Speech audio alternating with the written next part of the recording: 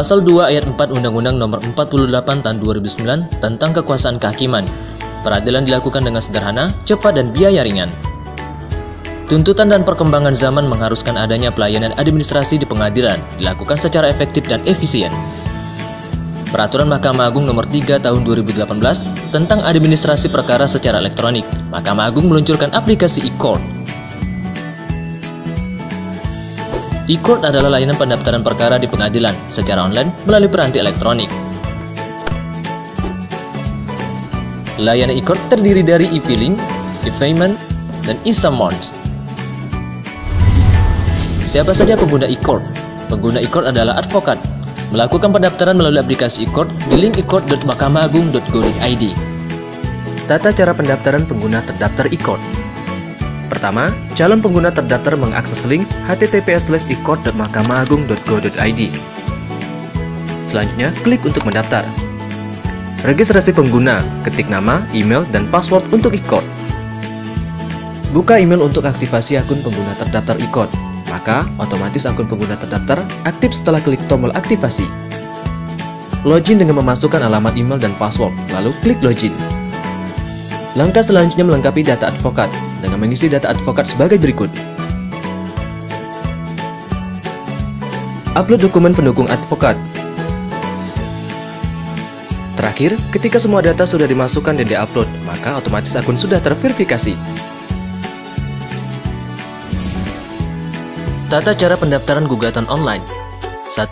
Pilih pengadilan tujuan pendaftaran perkara. 2. Pengguna terdaftar mendapatkan nomor registrasi pendaftaran perkara. 3. Unggah dokumen surat kuasa yang telah bermaterai. 4. Mengisi identitas para pihak. 5. Unggah berkas perkara. 6. Data para pihak sudah terekam dan lanjut ke proses pembayaran panjar perkara. Jika terjadi penggantian kuasa hukum yang baru harus berstatus pengguna terdaftar dalam e-Court. Mengajukan permohonan kepada panitera melalui email terdaftar untuk memindahkan kewenangan pengelolaan perkara dari kuasa hukum yang lama. Tata cara pembayaran biaya perkara secara online. Setelah mendaftarkan perkara secara online, pengguna terdaftar membaca komponen biaya panjar perkara. Besarnya biaya panggilan dipengaruhi jarak radius wilayah masing-masing pihak. Pengguna terdaftar mendapat elektronik surat kuasa untuk membayar atau eskem. Pengguna terdaftar juga bisa mencetak rincian biaya panjar perkara. Lanjut ke tombol pembayaran. Pengguna terdaftar mendapatkan virtual account dari bank mitra pengadilan-pengadilan.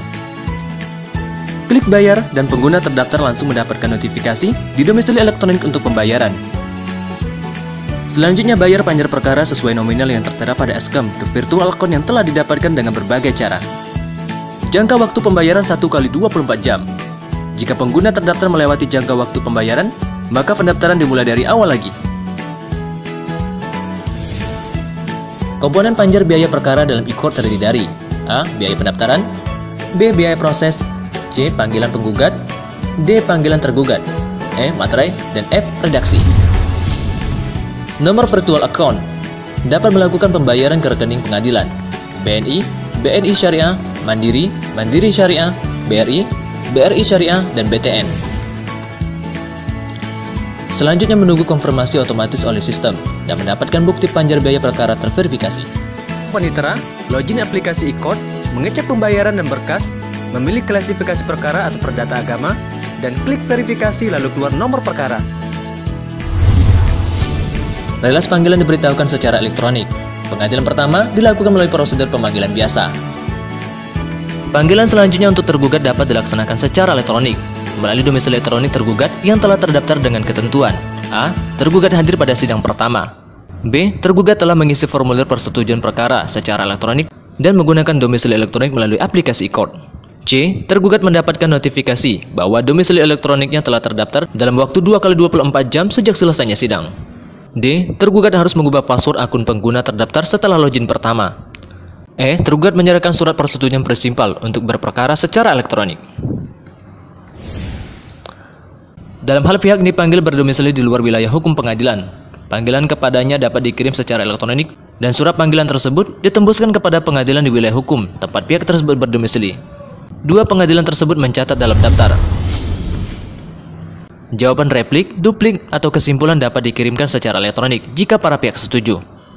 Panitia mengirim salinan putusan atau penetapan melalui aplikasi e-court yang berisi tautan link yang dapat digunakan untuk membuka dokumen. Dikirim paling lambat 14 hari setelah putusan atau penetapan diucapkan.